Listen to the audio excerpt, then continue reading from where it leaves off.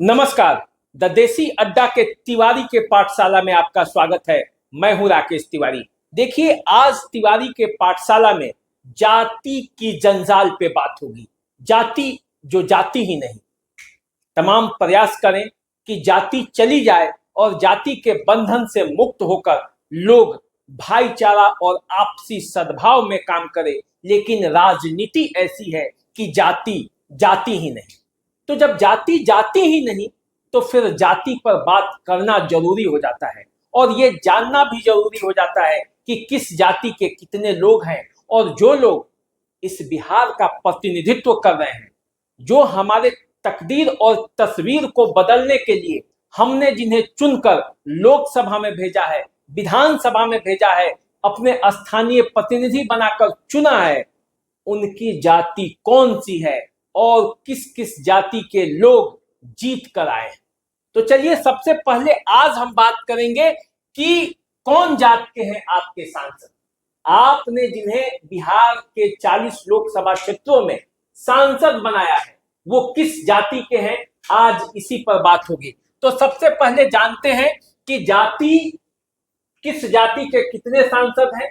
तो कुल बिहार में 40 लोकसभा क्षेत्र हैं। इन 40 लोकसभा क्षेत्रों में पिछड़ी जाति से जो सांसद चुन के आए हैं, उसमें यादव जाति के 7 सांसद हैं, कोयरी जाति के 4 सांसद हैं और कुर्मी जाति के 1 सांसद, यानी कि पिछड़ी जाति से कुल 12 सांसद जीत कर आए हैं इस बार।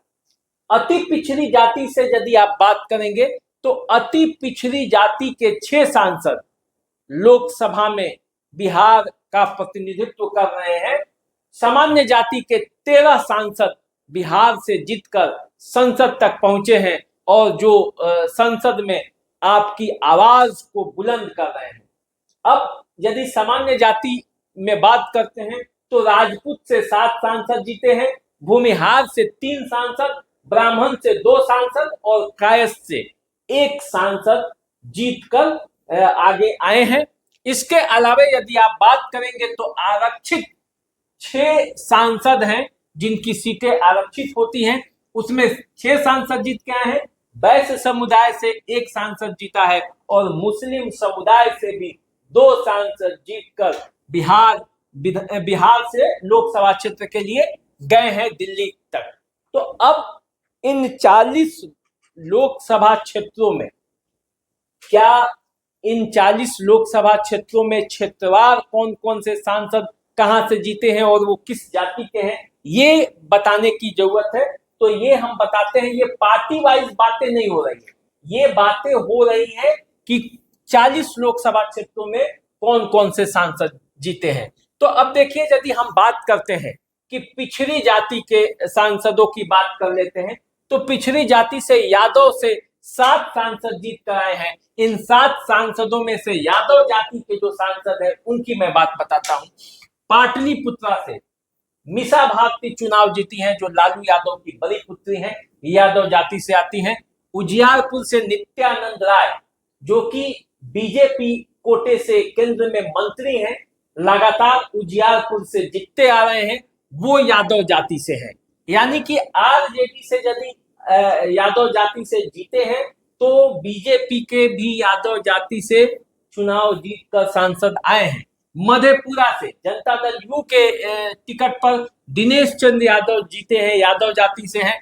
बांका से गिरधारी यादव जनता दल यू के टिकट पर चुनाव जीते हैं, यादव जाति से हैं। मधुबनी से अशोक यादव बीजेपी के टिकट पर चुनाव जीते हैं, यादव जाति से हैं। जहानाबाद से सुरेंद्र प्रसाद यादव चुनाव जीते हैं, यादव जाति से हैं। और पूर्णिया से राजेश रंजन उर्फ पप्पू यादव निर्दलीय ही चुनाव जीत गए, यादव जाति से आते हैं।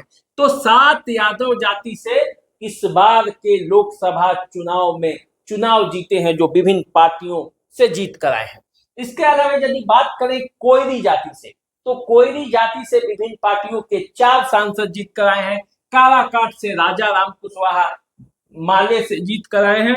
औरंगाबाद से अभय कुशवाहा आरजेडी के प्रत्याशी के तौर पर जीत कर आए हैं। सीवान से विजय लक्ष्मी कुशवाहा वो जनता दल यू के टिकट पर जीत कर आई हैं और वाल्मीकि नगर से सुनील कुमार जनता दल यू के टिकट पर जीत कर आई हैं।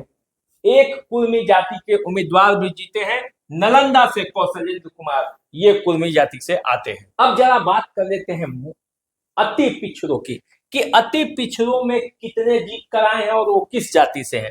अब देखिए, अति पिछड़ों में 6 सीटें जो हैं वो अति पिछड़े की जीत कर आए हैं। हर पार्टी से हैं। आरा से है, भागलपुर, सुपौल, झंझारपुर, अररिया और खगड़िया, ये 6 सीटें हैं जहां से पिछड़ी जाति के उम्मीदवार जीत कर आए हैं। सुदामा प्रसाद आरा से जीते हैं। भागलपुर से अजय मंडल गंगौता समाज के हैं, ये अजय मंडल जनता दल यू के कैंडिडेट के तौर पर जीते हैं। सुपौल से दिलेश्वर कामत हैं, जो कि कामत समाज से आते हैं, ये भी जनता दल यू के कैंडिडेट हैं। झंझारपुर से रामप्रीत मंडल हैं, धानुक समाज से हैं, और धानुक समाज से ये जनता दल यू के टिकट पर जीते हैं। अररिया से प्रदीप कुमार सिंह गंगई समाज से हैं और ये बीजेपी के टिकट पर जीत कर आए हैं। खगड़िया से राजेश वर्मा एलजेपी के टिकट पर जीते हैं, ये सुनार जाति से आते हैं। तो अति पिछड़ों का कुल मिलाकर 6 सीटों पर अति पिछड़ी जाति के सांसद आपके हैं, यानी कि जाति के हिसाब से देखते हैं तो 6 सांसद अति पिछड़ी जाति के हैं। मुस्लिम भी 2 सीट पर जीत कर आए हैं, किशनगंज से मोहम्मद जावेद और कटिहार से तारिक अनवर, ये जो सांसद आपके हैं ये मुस्लिम जाति के हैं। इसके अलावे अब आप आइए कि आरक्षित सीटों पर कौन कौन से जीते हैं। आरक्षित सीट पर कौन कौन सांसद हैं आरक्षित सीट से, तो हाजीपुर के जो सांसद आपके हैं वो आरक्षित सीट हाजीपुर से जीते हैं, पासवान जाति के हैं। जमुई से अरुण भारती जीते हैं, वो पासवान जाति से हैं। गोपालगंज से आलोक कुमार सुमन, ये जो है वो रविदास समुदाय से हैं। सासाराम से मनोज राम भी रविदास समुदाय से हैं। समस्तीपुर से शांभवी चौधरी जो है वो पासी जाति से हैं, और गया से जीतन राम माझी जो है वो जीते हैं मुसहर जाति से। तो ये आरक्षित सीटों पर ये स्थिति रहा। इसके अलावा यदि आप आते हैं सामान्य जाति के जो सीटों पर जो उम्मीदवार जीते हैं, उसमें से 4 जातियां हैं। राजपूत उम्मीदवार जो हैं इस बार 6 सीटों पर बाजी मारी है, और इन 6 सीटों में पूर्वी चंपारण के सांसद जो हैं राधा मोहन सिंह, ये राजपूत हैं। लवली आनंद शिवहर से राजपूत जाति के हैं। जो महाराजगंज के सांसद हैं जनार्दन सिंह सिग्रीवाल, ये भी राजपूत जाति के हैं। जो वैशाली की सांसद हैं बीना देवी, ये भी राजपूत जाति से हैं। सारण के जो सांसद हैं राजीव प्रताप रूडी, ये भी राजपूत जाति से हैं। और बक्सर से जो सांसद हैं सुधाकर सिंह, ये जगदानंद सिंह के पुत्र, ये भी राजपूत जाति से हैं।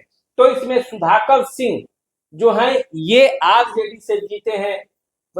भाजपा से जो राधा मोहन सिंह, जनार्दन सिंह सिग्रीवाल और राजीव प्रताप रूडी जीते हैं, जबकि जनता दल यू से लवली आनंद और एलजेपी आर से बीना देवी जीती हैं।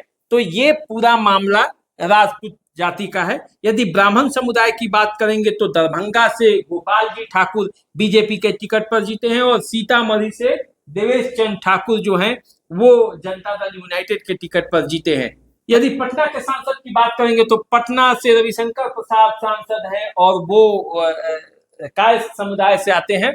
इसके अलावा भूमिहार सांसदों की बात करेंगे तो नवादा से विवेक ठाकुर जो है वो भूमिहार समुदाय से हैं। मुंगेर से राजीव रंजन सिंह उर्फ ललन सिंह भूमिहार समुदाय से हैं। बेगूसराय से के जो सांसद हैं गिरिराज सिंह, वो भी भूमिहार समुदाय से हैं।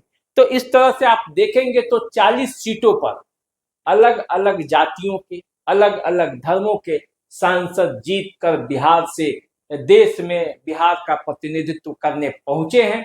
वो वहां पे बिहार की बातों को अपने आवाज दे रहे हैं, यहाँ की जनता की बातें पहुंचा रहे हैं। अब कितना पहुंचाएंगे और इससे जनता को क्या फायदा होगा, ये आने वाले समय में पता चलेगा। लेकिन जाति के जंजाल में फंसे इस देश का राजनीतिक चरित्र जो है वो जातियों में ही बंटकर रह गया है, और इसीलिए आपको ये जानना भी जरूरी है कि कौन से जाति के कितने सांसद आपके हैं, कौन सी जाति के कितने विधायक आपके हैं, कौन सी जाति के कितने आपके स्थानीय पदाधिकार से जीतकर आपके प्रतिनिधि आए हैं।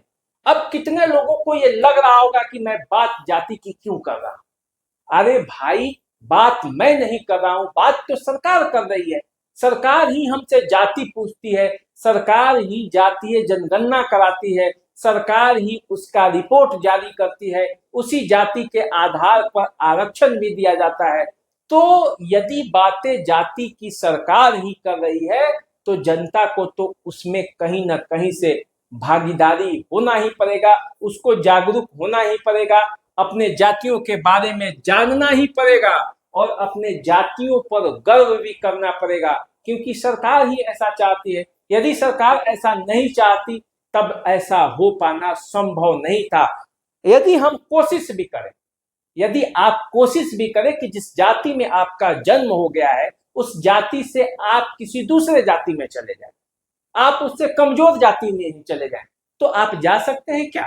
नहीं जा सकते, क्योंकि सरकार ऐसा होने नहीं देगी।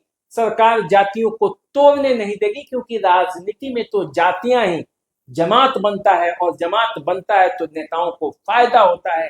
तोड़कर, छोड़कर, बांटकर, काटकर, जिस तरह से हो चारों तरफ से राजनीतिक समीकरण लगाया जाता है और जीतकर अपने सांसदों को संसद तक पहुंचाया जाता है और तभी न पार्टियों की सरकार बनती है और जो सरकार फैसले लेती है उसे उसी जनता को मानना पड़ता है जो जनता चुनकर उन्हें गद्दी तक पहुंचाती है। तो चलिए, आपको ये मेरा बात कैसा लगा ये आप कमेंट में लिखकर भेजें, कमेंट में लिखकर बताएं और अपना विचार दें। चैनल को सब्सक्राइब कर लीजिए, फेसबुक, इंस्टा पर हमें फॉलो कीजिए। हम आपके बीच आते रहेंगे, आपको कई जानकारियों से अवगत कराते रहेंगे। तिवारी का पाठशाला चलता रहेगा, आपको नई नई जानकारियां देते रहेंगे। नमस्कार।